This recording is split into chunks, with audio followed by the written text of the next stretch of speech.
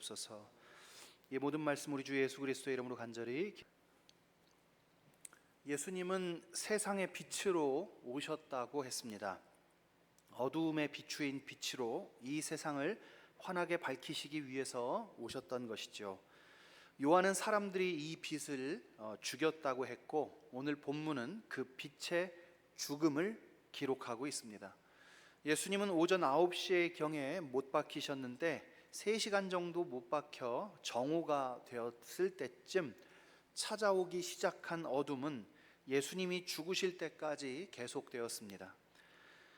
한낮 가장 태양이 우리들의 정수리 위로 올라올 그때쯤 세상이 어둠이 찾아오는 거죠. 마치 수명이 다 된 전구처럼 빛을 잃어가는 것입니다.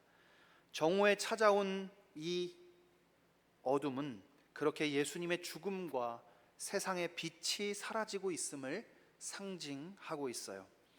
깜빡이던 전구가 마지막 힘을 다해 빛을 내뿜듯이 예수님은 마지막 힘을 짜내서 소리를 지릅니다.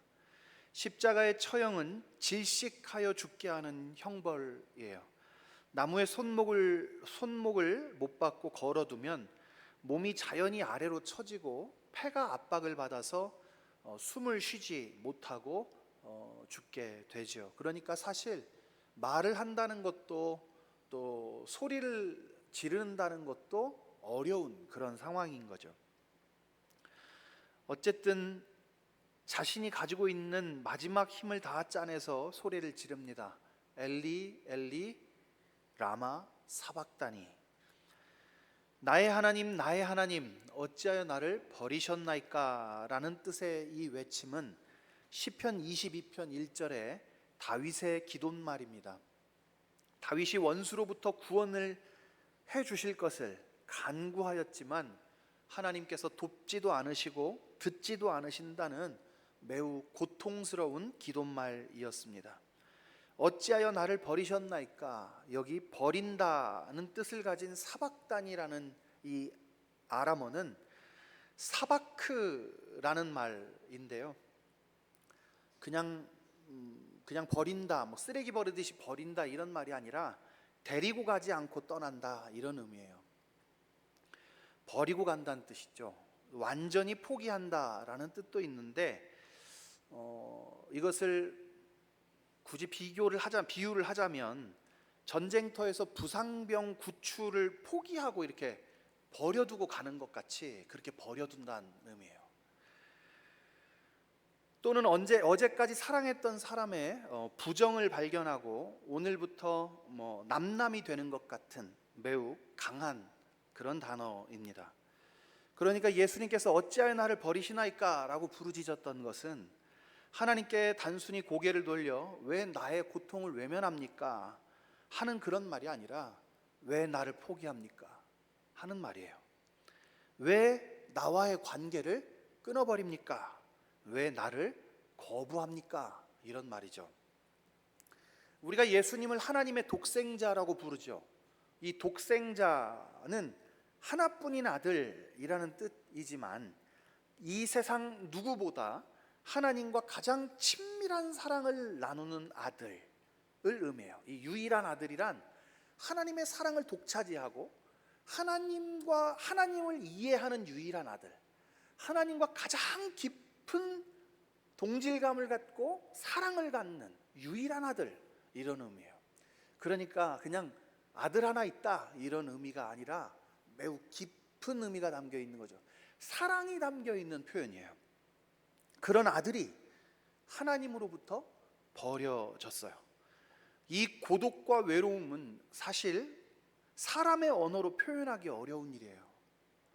우리가 느끼는 수준의 것으로 표현할 수 없는 고통이에요. 제가 아까 전쟁터에서 부상당한 병사가 버려지는 것과 같다 그랬잖아요. 그 버려졌던 병사가 느꼈을 마음이 어땠을까요?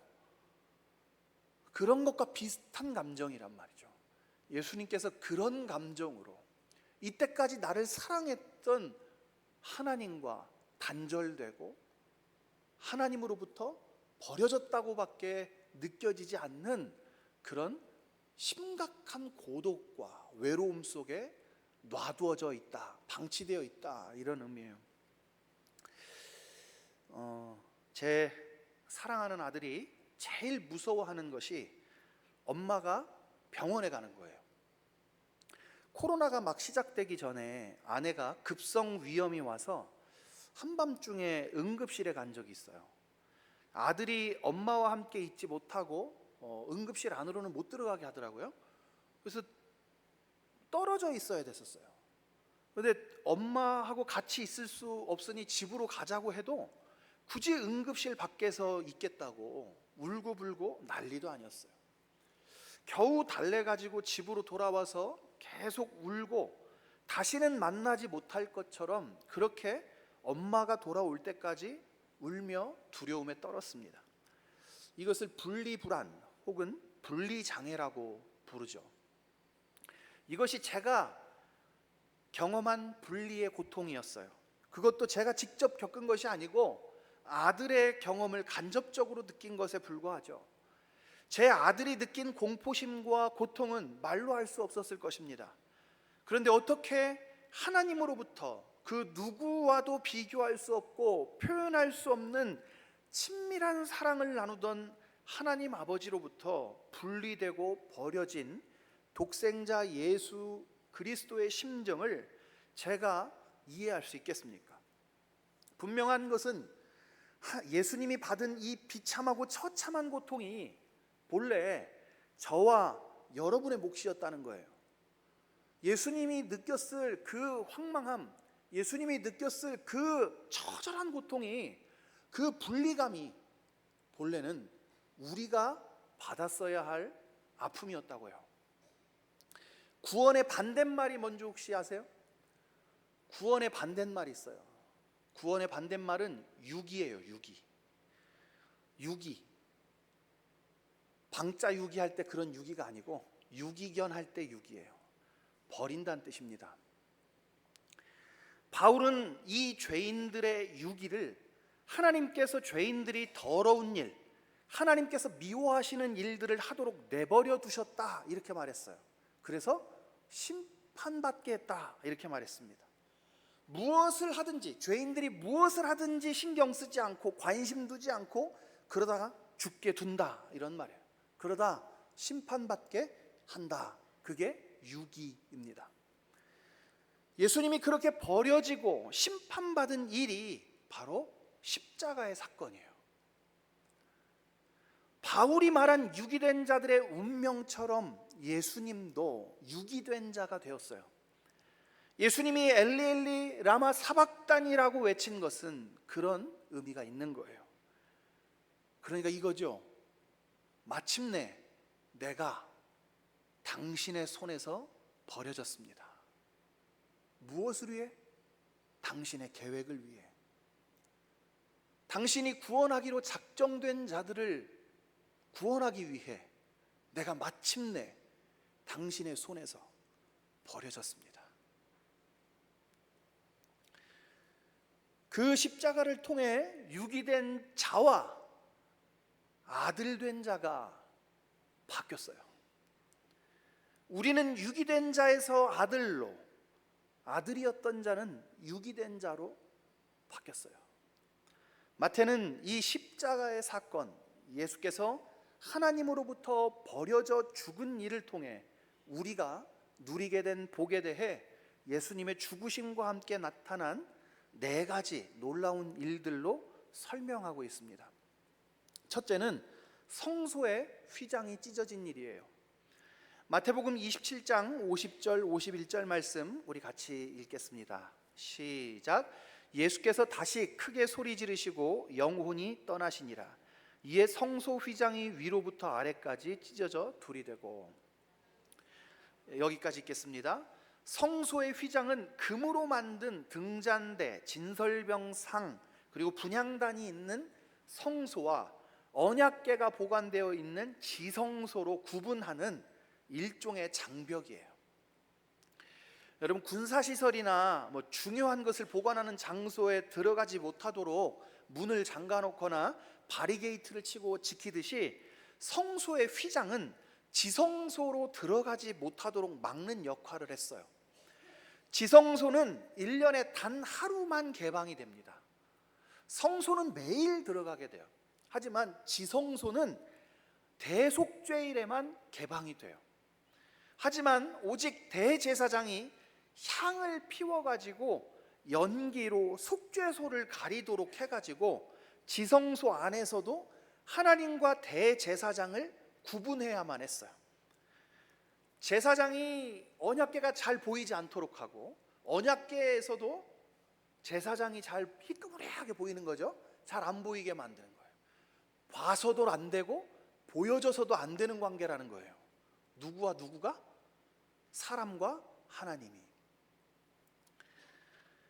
대제사장은 대속죄일에 속죄의 피를 가지고 지성소에 들어서면서 피를 뿌리고, 또 언약궤 혹은 속죄소 앞에 피를 뿌려서 속죄의 예식을 거행해요. 하지만 이렇게 예정된 절차도 들어갈 때에도, 이게 하나님의 명령대로 들어가는 거잖아요. 그런데도 대제사장이 지성소에 들어갈 때에는 평소에 안 하던 물건을 착용해요. 뭘까요 그게? 허리에다가 밧줄을 동이고 들어갑니다.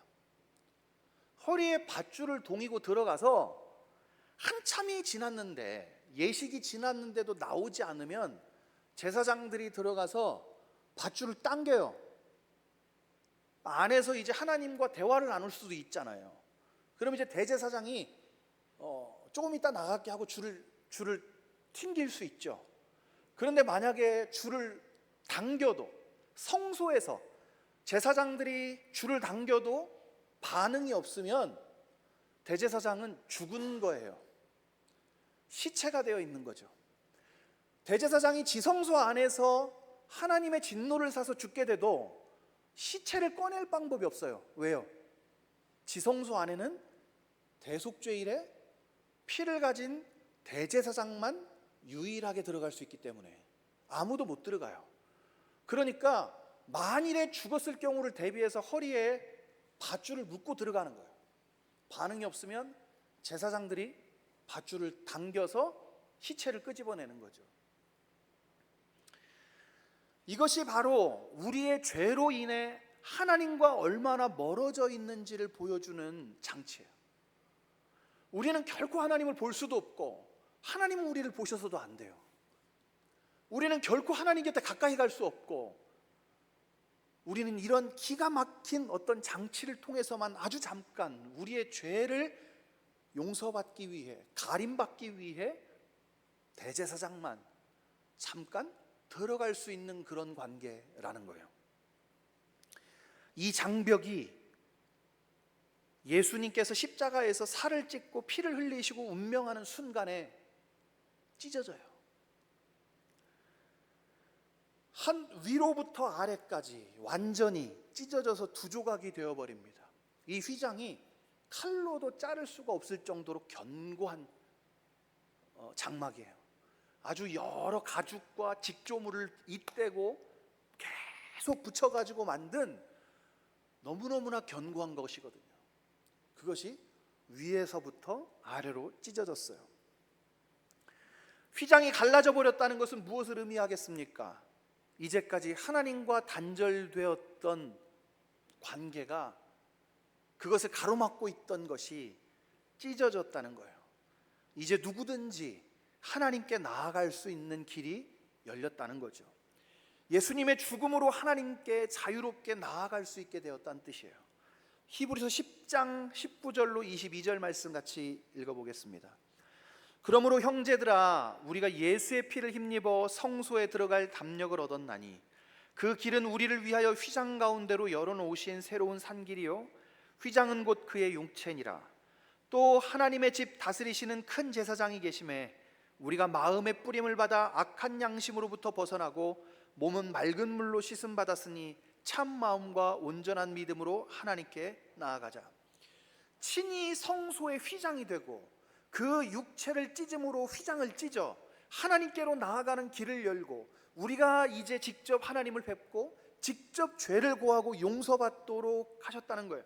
예수의 피를 힘입고 하나님 앞에 나아가는 누구나 이 은혜를 입게 하셨고, 하나님 앞에 나아갈 담력을 얻게 하셨어요.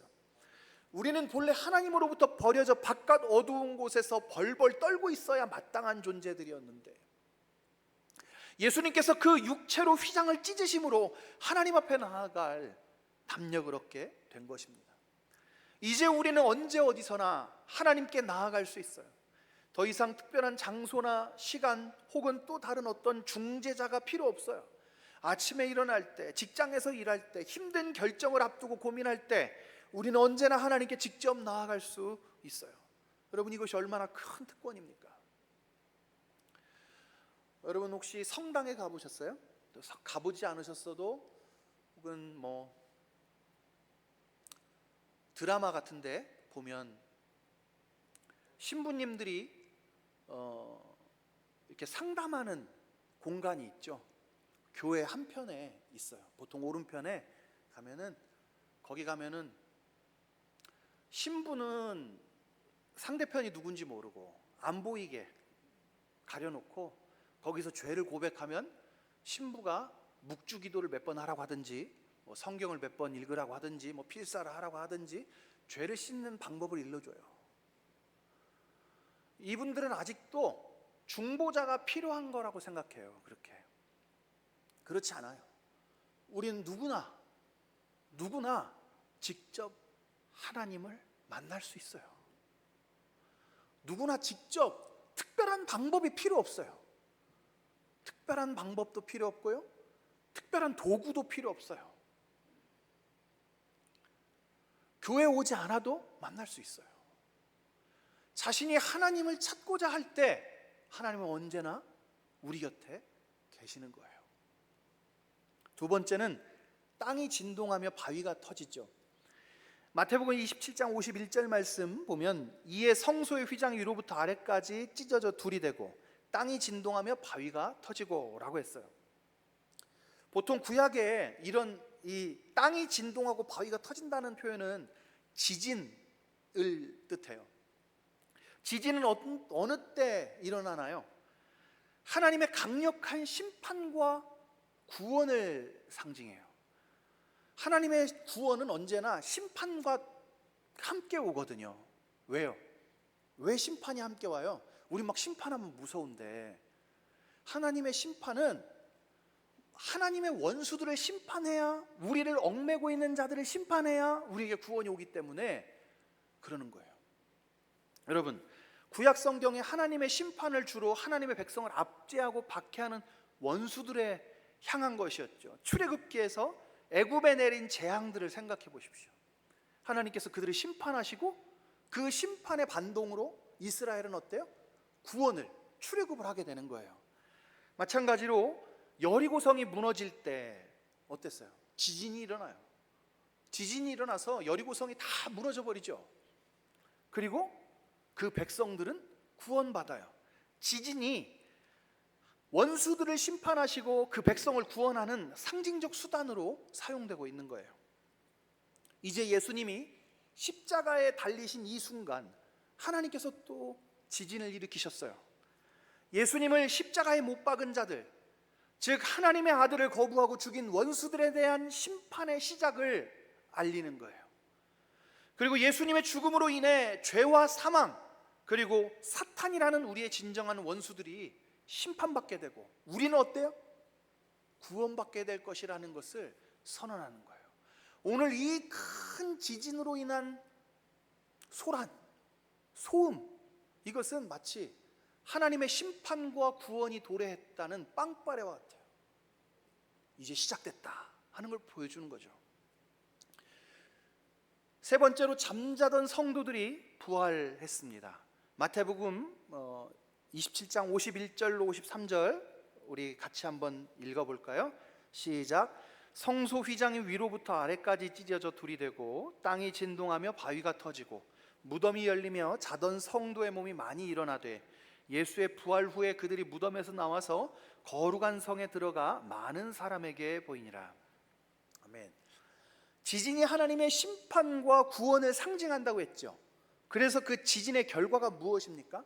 부활이었다는 거예요. 죽은 자들을 구속하고 있던 하나님이 구속하고 있던 무덤이 하나님이 일으키신 지진으로 열리고 자던 성도들의 몸이 많이 일어났다는 겁니다. 그런데 이 성도들이 언제 일어났을까요? 한번 보세요. 마태는 그들이 53절에 보면 예수의 부활 후에 무덤에서 나왔다 이렇게 말해요. 그러니까 예수님이 죽으실 때 일어난 일이 아닌 거죠. 예수님이 죽으실 때 무덤이 열리고 사람들이 부활한 건 아니었다는 거예요. 성소에서 휘장이 찢어진 일과 지진은 주님이 죽으실 때 일어난 일이었지만 부활은 예수님의 부활하실 때 일어난 일이에요. 시간차가 있는 거죠. 며칠 있어요? 3일의 시간차가 있는 거예요. 뭔가 이상해 보이지만 이상해 여길 게 아니에요. 알면 간단한데 동시간에 일어난 일은 아니지만 예수님의 죽음이 시간을 넘어 영향을 주었다고 말하는 거예요. 이 예수님의 죽음이 무덤을 일으키고 죽었던 성도들을 깨우고 예수님의 부활 때에 그들이 일어나게 됐다는 거예요. 그러니까 예수님의 죽음이 그들의 부활의 원인이 되는 거죠.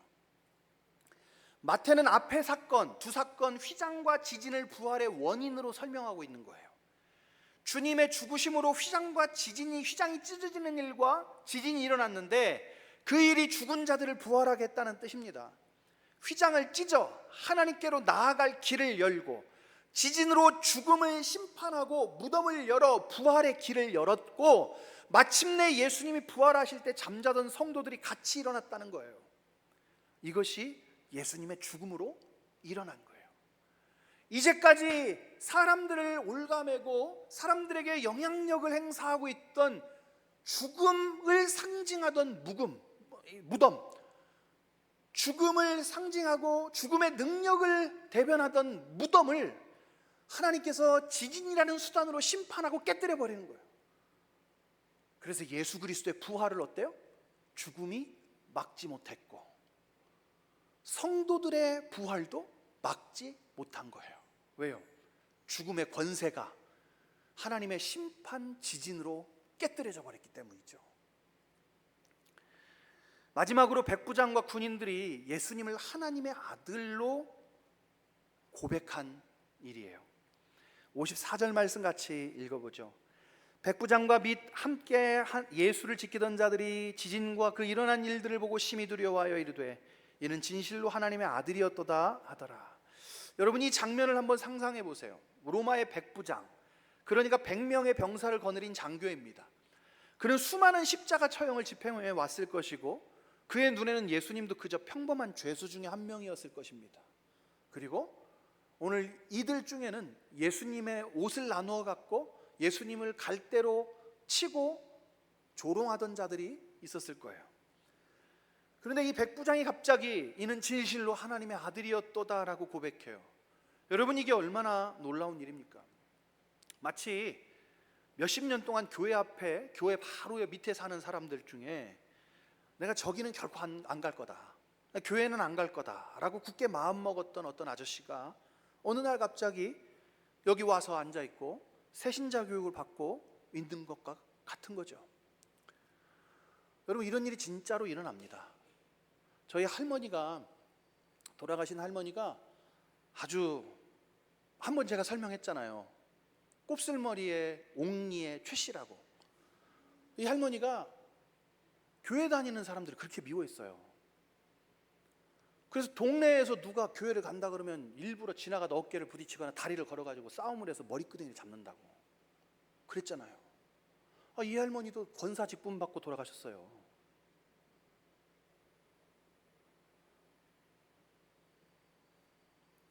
그들은 조금 전까지만 해도 예수님을 채찍질하고 예수님의 옷을 찢어 나누고 갈대로 머리를 때리고 조롱하던 자들이었어요.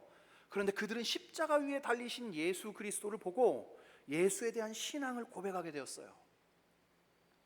여러분 이게 예수님이 그의 죽으심으로 이루신 일이고 십자가 복음의 능력이에요. 가장 완고한 사람도 예수 그리스도의 복음이 변화시키는 것이죠. 여러분 주변에 저 사람은 절대 교회 안 나올 거야 라고 생각하는 사람들, 여러분들이 볼 때는 저 사람은 절대로 구원받을 수 없을 거야 라고 말했던 사람들이 예수 그리스도의 복음을 듣고 변화하는 역사가 일어나는 거예요. 예수께서 하나님 아버지께 버려져 죽으심으로 말미암아 조롱당하고 핍박하던 자들을 신앙 고백하는 사람으로, 복음의 증인으로 바꾸셨어요. 로마 군대의 백부장과 군인들의 회심과 그들의 신앙 고백은 예수님의 버려짐과 죽으심으로 구원을 받은 자들이 주님의 복음의 전도자가 될 수 있다는 사실을 보여줍니다. 아니, 그렇게 변화됩니다. 그것이 구원의 결과예요. 그것이 구원받은 자의 마땅한 반응인 거예요. 구원을 받고 복음을 전하지 않고는 살 수 없게 돼요.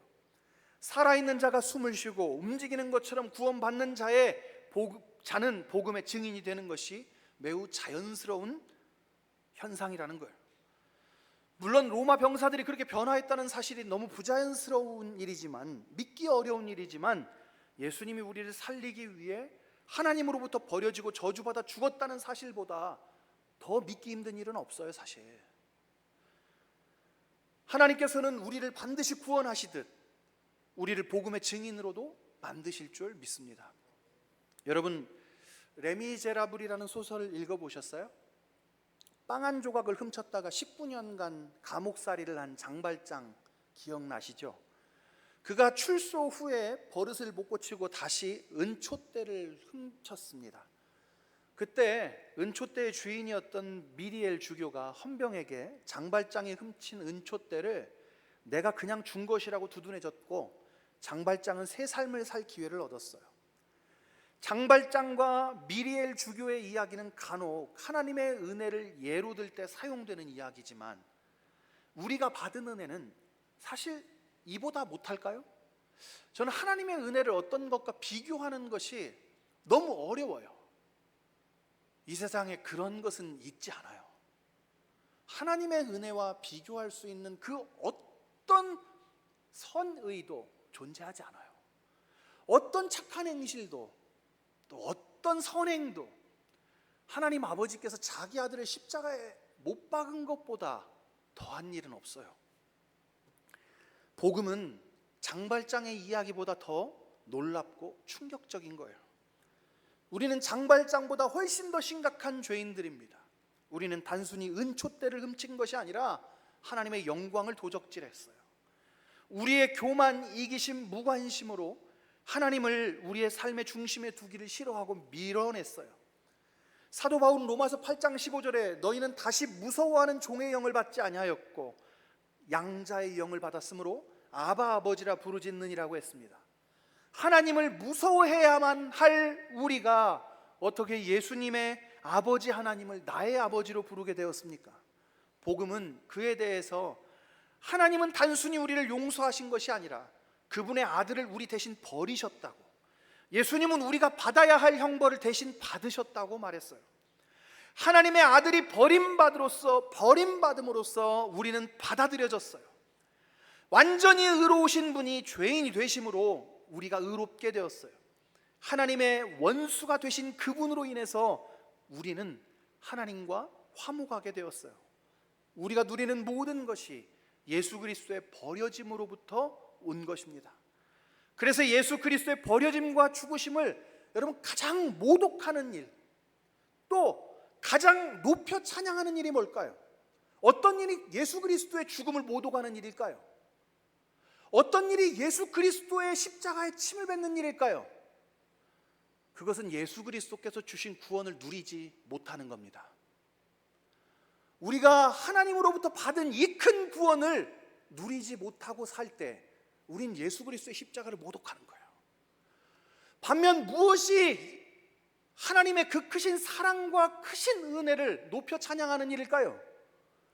하나님이 우리에게 주신 이 큰 구원을 기쁨과 감사함으로 누리며 사는 것입니다.